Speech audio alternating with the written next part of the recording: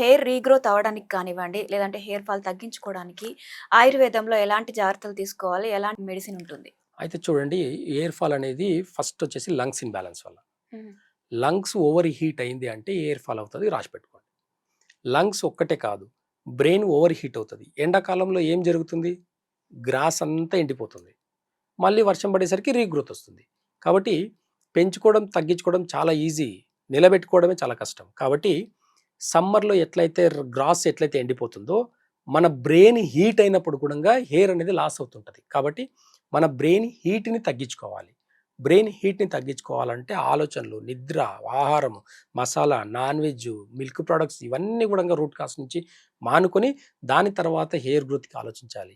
కాబట్టి ఈ రోజుల్లో ఉండే సిట్యుయేషన్‌లో చాలా కష్టంగా మారిపోయింది కాబట్టి, కొన్ని లేట్ నైట్ తినడం వల్ల కూడంగా, బిర్యానీలు ఎక్కువ తినడం వల్ల, నాన్ వెజ్ ఎక్కువ తినడం వల్ల, ఎక్కువ స్పైసీ ఫుడ్ తినడం వల్ల కూడంగా హెయిర్ గ్రోత్ అనేది పోతుంది. ఇది ఒక్కటే దీనికి రూట్ కాజ్, సరైన రూట్ కాజ్ ఆయుర్వేదంలో ఏముంది అనంటే, భవాంచాలు అని చెప్పేసి ఒక సీడ్ ఉంటది. ఆ సీడ్‌ని నువ్వుల నూనెలో మిక్స్ చేసి మంచి భవాంచాల పౌడర్, అంటే సీడ్ తీసుకొనొచ్చి దాన్ని పౌడర్ చేసుకోవాలి.